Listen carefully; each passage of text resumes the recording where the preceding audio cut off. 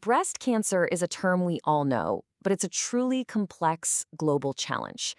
To really understand how we fight it, we first have to get to know the adversary itself. So let's start with just the sheer scale of the problem. First up, a number that kinda sets the stage. 2.3 million. That is the number of new breast cancer diagnoses worldwide in just 2022. That's a staggering figure, and it really shows you just how widespread this disease is, touching lives in literally every country. And this next number, well, it really underscores the severity. Out of those millions diagnosed, 670,000 people died from the disease in that very same year. This just highlights the urgent global need for better ways to detect, treat, and understand it. So that leads us to the big question, right? With all this focus and all this research, why is breast cancer still such a tough and persistent adversary? Well, the answer is in its biology, which is far from simple. See, it isn't just one disease, it's actually many. To really understand the fight, we've got to focus on the toughest opponent on the field.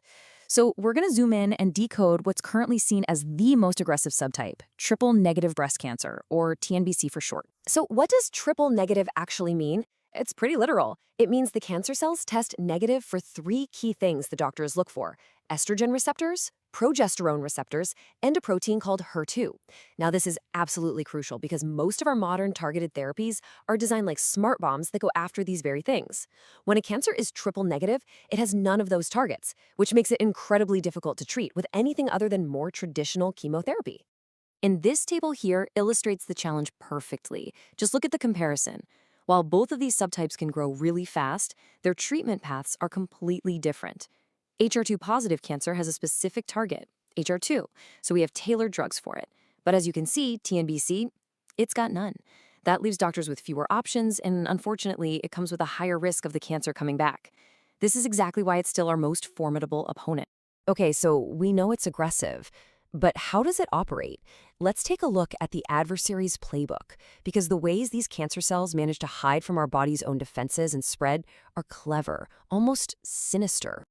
You know, cancer is incredibly deceptive. These cells can go into a dormant state. Basically, they hibernate for years, only to pop up again long after treatment is over. They can put on a disguise to go unnoticed by our immune system. They can even shut down the very checkpoints our body uses to flag invaders. Get this, they can even corrupt our own lymph nodes, turning them into safe havens to hide out in. And when it decides to move, that whole process is called metastasis. First, the cells invade the local lymphatic system. That's kind of like the body's drainage network.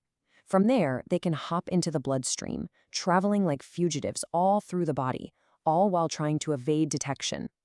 And finally, they find a new organ to settle down in, or seed, and they start to grow all over again. So where does it go? This chart shows that the most common site by far is the bones. About 70% of metastases happen there. But the subtype really matters. While many cancers like to go to the bone, that aggressive triple-negative subtype we've been talking about, it often has a preference for the lungs and the brain, which presents a whole other level of challenges for treatment. But this is definitely not a one-sided fight. The story of breast cancer is also a story of incredible scientific progress. So let's turn to the modern arsenal we've built to fight back with more and more precision and intelligence. I mean, decades ago, the main focus was on aggressive, radical surgery. Today, we've shifted to a much more detailed understanding. We use genomics to create personalized treatments for an individual's specific tumor. And the future? It's pointing toward immunotherapies that empower our own bodies to join the fight. Let's just look at this side-by-side comparison.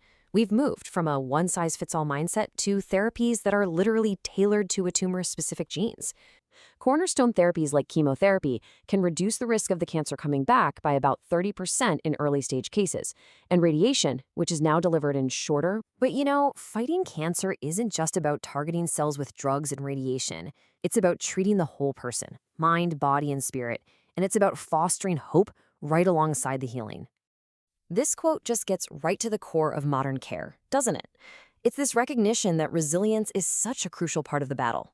And it's built not just through scientific breakthroughs in a lab, but also through emotional and psychological strength, right in the heart. This circle of support is absolutely vital. Practices like meditation can measurably reduce stress. For many people, prayer offers profound comfort and a real sense of purpose. This simple power of friendship fosters that social connection we all need to thrive. And professional counseling offers people real, tangible tools and strategies for coping with the immense emotional weight of a diagnosis.